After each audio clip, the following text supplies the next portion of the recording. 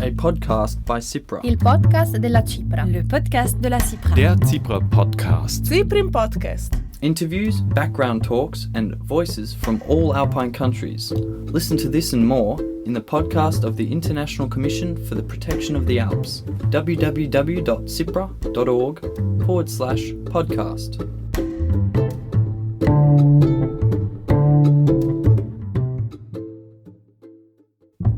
Hello and welcome to our speciAlps podcast series Guide Visitors Preserve Nature Experience. Today we will be talking about the carrying capacity of destinations in the Alps. My name is Maja Simon and I'm working at the community network Alliance in the Alps. This is the fourth episode in the series produced by Cipra International and Alliance in the Alps. All episodes are in English. Additionally, this episode will be available in Italian. So if you speak Italian, feel free to choose the Italian episode. What are police officers looking for in the Allgäu mountains and why is a surveillance camera installed there? You may have heard of the Schrecksee lake near Bad Hindelang in Germany. According to one magazine, it is one of the most beautiful mountain lakes in the Alps and has become a real tourist magnet, attracting not only day trippers, but also many people who bivouac there and leave lots of rubbish behind. However, the lake is located in the Allgäuer Hochalpen Nature Reserve, where camping, bivouacking, fires, drone flying and littering are all prohibited. Unfortunately, the problems could not be prevented by means of information boards, patrols or verbal warnings from rangers. The only solution open to the mayor of Bad Hindelang was to install a surveillance camera at the lake and immediately call the police when campers were spotted. They would then receive fines. Illegal overnight stays were thus brought under control. During the day, crowds of people still come to the lake to take photos. Can the nature reserve cope with the crowd in the long run? How many people are too many people at the lake? The Schrecksee is one of many examples in the Alps whose carrying capacity has already been reached or even surpassed. Natural environment, local culture and geographically diverse habitats are the major attractions of mountain areas. In many alpine destinations, tourist numbers are growing rapidly, which puts pressure on local infrastructures, the environment and the population. The Alps are considered a tourist hotspot in the midst of Europe. A tourist hotspot also always has a certain potential for conflict when the destination's carrying capacity is exceeded. Tourist hotspots and the carrying capacities of tourist regions were also the focus of a project by Cipra Germany, as Deputy Director Henriette Adolf explains. We conducted a project over the last 2 years that was called Facts for Tourism and basically tried to do some science communication and provide local actors and stakeholders in the tourist destinations with the newest research results that science and the researchers are producing at the universities or institutes or anything. And we had different chapters, and one of those chapters, of course, also looked at the effects of tourism. And if you look at the effects of tourism in the Alps, of course, you have a lot of positive effects, like the economic effects and maybe the effects for the inhabitants, that there's more infrastructure and a better offer of restaurants and pools and whatever. But there we also have a lot of negative impacts, of course, especially if you look at ecological effects and also maybe social effects. And most of the times those negative impacts are connected to too much of tourism. So if there's too many tourists, then we have a lot of people not being happy about tourism anymore in the villages themselves. And a word that is connected with all of that is the carrying capacity, because the carrying capacity tries to define the amount of tourists or the amount of tourism a destination or a certain place can have as a limit. So, for example, I have 12,000 and one person more is negative, and then when I stay at 12,000 it works out. The term carrying capacity is used in several disciplines and in everyday language, so special attention should always be paid to the context in which the term is used and the understanding of the term should be specified accordingly. That definition or that word became really popular over the last few years. Also, of course, in the discussion about over-tourism. So over-tourism, the too much of tourism that has negative impacts for a destination.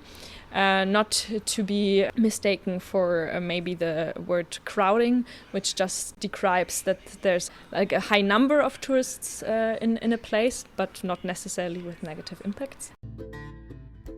These negative impacts mostly affect tourism destinations or the natural environment. A distinction can also be made between over-tourism and over-visiting.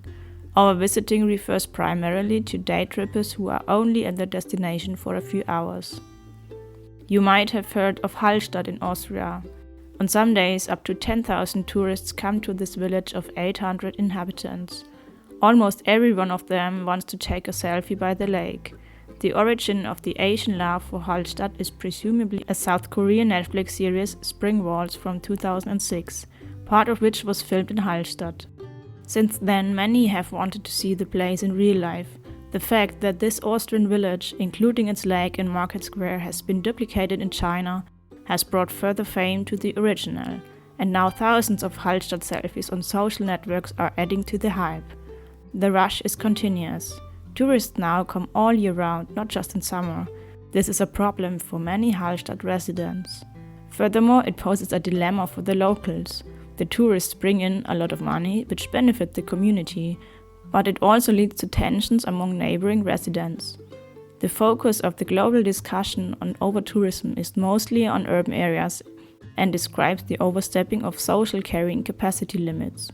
However, in the context of rural areas, as many areas of the Alps, other carrying capacities have to be considered for the areas influenced by tourism. Carrying capacity is one of the concepts and methods of sustainable measurement in tourism planning. This concept was adopted by researchers and managers in the field of tourism and environmental sciences in order to prevent negative social and environmental effects. What is really important if you look at the carrying capacity is to understand that there are different perspectives on carrying capacity. So we have, of course, the social effects of tourism, and here the carrying capacity is a lot of times subjective. As an inhabitant, what is my feeling of the acceptable number or denseness of tourism can differ from one neighbor to the next, depending on what they do, how they grew up, what they like, and it's not always quantitative, so you can't always put it in numbers. And then we also have the ecological carrying capacity, which concentrates on how many persons, not necessarily tourists, but persons, can a certain place in nature, and that has to be defined, of course, if it's like a small area or maybe a forest, or is it a whole region or a whole nature park, for example. How many persons can visit this place without there being so many negative impacts for nature that it cannot recuperate on itself. And here it's really hard to define because there's so many factors playing into it, like where do they go, how big is the space I look at. In the last years there's been a development to not look at it at the quantitative point of view anymore, so not maybe try to get a number of the 12,000 tourists and not one more, but to more look at a qualitative approach, to maybe just define what kind of changes are acceptable. So that's called the limits of acceptable change. So you can really go into the area that you want to define this concept for and say, okay, if we have these effects, then it's too much. If there's only these effects, then it's still okay. And that's a development that has been going on in recent years. Mountain ecosystems are among the ecosystems particularly stressed by tourism. As tourism tends to be in regions and areas that are ecologically valuable and sensitive, there's a fundamental potential for conflicts of use. Objectively, the ecological carrying capacity can hardly be determined as a value, as it depends on many influencing factors that are difficult to put into figures and do not do justice to the reality, even with the greatest care. In addition to the number of visitors, the degree of pollution and the extent of territorial change will also have a negative impact on nature. Absolute indicators for measuring the impacts of tourism therefore do not exist. In order to be able to determine the impacts, qualitative approaches are nevertheless increasingly being pursued. The issue of carrying capacity is not only relevant in areas that are well developed for tourism, but also in local recreation areas. The Kummenberg in the province of Vorarlberg in Austria is a local recreation area for the 4 neighboring communities. Gerd Hölzl, mayor of one of the communities, explains. We've got an Inselberg, that's an island mountain in the middle of the Rhine Valley right now that's become very popular with local residents and citizens in recent months and years.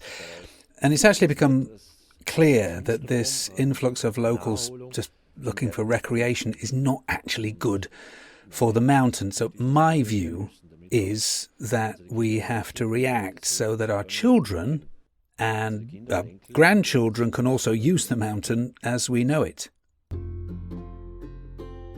As the Kummenberg was not considered a tourist area by locals, for years nothing was done to signpost paths or prevent the creation of new trails. There were repeated conflicts between people walking, riding horses, mountain biking and climbing. The 4 municipalities commissioned the company Max 2 from Innsbruck to find a way to reconcile all these interest groups while still preserving and partially restoring the natural space on the mountain. After intensive analysis, which included surveys on the mountain, online surveys and several citizens' workshops, we've now created a utilization concept that clearly sets out the rules. So, what do we want? We want guidance for visitors.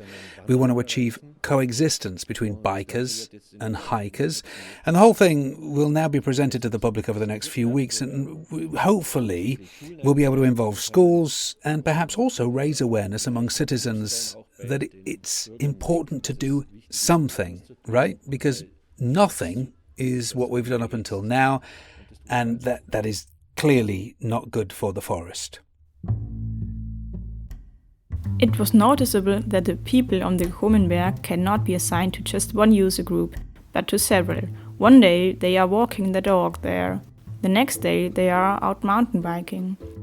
A strategy therefore has had to be developed in which as many participants as possible could recognize themselves. The concept has now been finalized and needs to be implemented. To increase the acceptance of the new routes among user groups, Gerd Hölzl wants to employ a trick. The idea is that if there are reforestation campaigns, if there are road renovations, if there are road closures, to do this through the schools. So perhaps there could be a Kuma week once a year, or a week where pupils realize projects like this.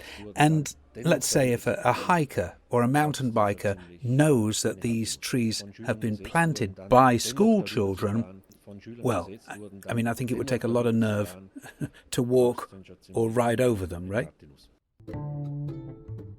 Elisabeth Schneck from the Max 2 Office for Tourism Concepts in Innsbruck adds an outsider's perspective. I think that in the future, conflicts will arise in local areas. And we can see this in many cities and urban centres where nature is very much in demand, and conflicts therefore arise where there are so many people. I think it's important to understand who exactly is there, and so where will the conflicts arise? Who are the groups and why are there conflicts?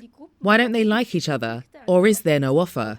That may also be a reason. Perhaps there are actually sometimes very simple solutions. I think it's important to understand the problem and the people, why there are these conflicts, to try to empathise with them and then create an offer based upon that. The Kummenberg is an example for social and ecological carrying capacity. In Alpine tourism, economic and infrastructural carrying capacity also play an important role. Economic effects arise from both day and overnight tourism. Economic carrying capacity is determined by the current ratio of employment opportunities and the number of people in the labor force. The effect of exceeding the limit is unemployment. As the social and environmental carrying capacity, economic carrying capacity is not absolute.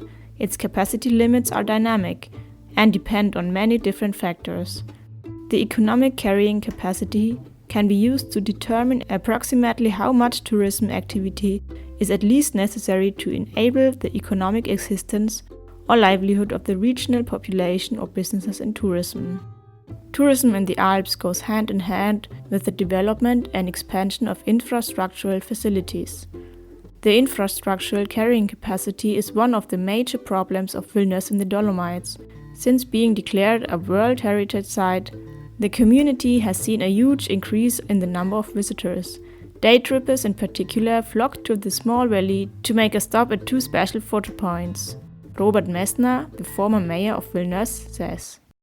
Our problem at the moment is that we are being overrun by day trippers and also photo tourists. Villnöss lies in a beautiful valley in the Purzgeisler Nature Park. As a slow food travel destination, the idea is to offer tourists a relaxing holiday close to nature. The municipality is therefore planning to limit and better manage the high number of day trippers. The solution is that the municipal authority has now commissioned a management steering plan from experts and representatives from the valley. This is now in place and the first measures are being implemented. It certainly boils down to restricting access so that only a certain number of people can move around in the protected area in order to maintain quality standards, both for people and for nature. They have therefore developed a concept that aims to make things easier for the valley, particularly in terms of local mobility. This is happening in 3 phases. The short-term measures have already actually been taken, with signposting and limited access restrictions. The second stage is a bit bigger and also relatively expensive, i.e. a little over €1 million, with footways and the signposting of cycle routes and of tours. There will also be a bike-sharing scheme, which is still being set up, where you can conveniently hire a bike using an app or a mobility card. The third step is then bigger, with a mobility centre roughly in the upper third of the valley, with access restricted by means of barriers, a mobility centre for public transport and shuttles, but also for on-call buses, e-bike sharing, and the start of hiking trails from that point. So that is the ultimate goal, to keep under control the number of visitors who go hiking in the nature reserve. The capacities of a tourist destination cannot be unambiguously quantified, as is the case, for example, with public transport or museums. There is no single way of quantifying the carrying capacity for such different aspects as the social, economic, or environmental dimensions. Not only will the carrying capacity vary according to different regional circumstances, but there is also no one-size-fits-all approach for assessing the carrying capacity of tourist destinations. The process of carrying capacity measurement or calculation should be accompanied by an external overview or expertise to support from a neutral position to destination in each step of the chosen methodology. There are also specific calculation approaches. For example, the physical carrying capacity is the maximum number of visitors who can be physically present at a given place and time. It is calculated using the following equation. The area suitable for tourists is multiplied by the amount of space that each visitor needs so as to be able to move easily and not interfere with other physical phenomena or people, which is then multiplied by the number of daily visits to a particular place. With the use of many different criteria, the carrying capacity limit for cities, for infrastructure, and even for nature can be calculated. When considering sensitive natural areas, the human impacts on plant growth, soil, water, and animals in the region are particularly relevant. Carrying capacity should be a basic component for the planning of any tourist destination and is considered the benchmark both for tourism regulation and management. In order to control unwanted activities, an assessment of carrying capacity can be used to judge the tourism impact on space and the environment. It represents an important component when planning spatial development in tourism and is one of the mechanisms used to establish the standards for sustainable tourism. It is important to act with foresight. Each municipality and each area must find individual solutions, but can of course learn from other destinations. With our speciAlps podcast series, we aim to gather knowledge and contribute to the exchange of experience across the Alps. If you would like to hear more about visitor guidance in the Alps, please listen to the Zebra channel on SoundCloud. You will find the links in the description.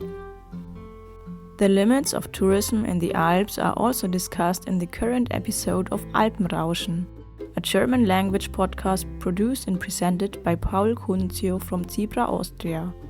He talked to a member of the Municipal Council of Hallstatt, a small municipality in the middle of a beautiful scenery of mountains and lakes that is overrun by day trippers from all over the world.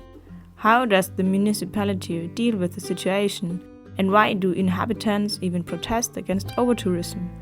You can find a link to the podcast Alpenrauschen in our show notes. This was the fourth episode of our speciAlps podcast series, Guide Visitors Preserve Nature Experience. More information about this podcast series is available on alpenallianz.org and zebra.org. My name is Maya Simon and I thank you for listening. This project is supported by Zebra International and the community network Alliance in the Alps. It is made possible by the German Federal Ministry for the Environment, Nature Conservation, Nuclear Safety and Consumer Protection. A podcast by Cipra. Il podcast della Cipra. Le podcast de la Cipra. Der Zebra Podcast. Cyprian Podcast. Interviews, background talks, and voices from all Alpine countries. Listen to this and more in the podcast of the International Commission for the Protection of the Alps, www.cipra.org/podcast.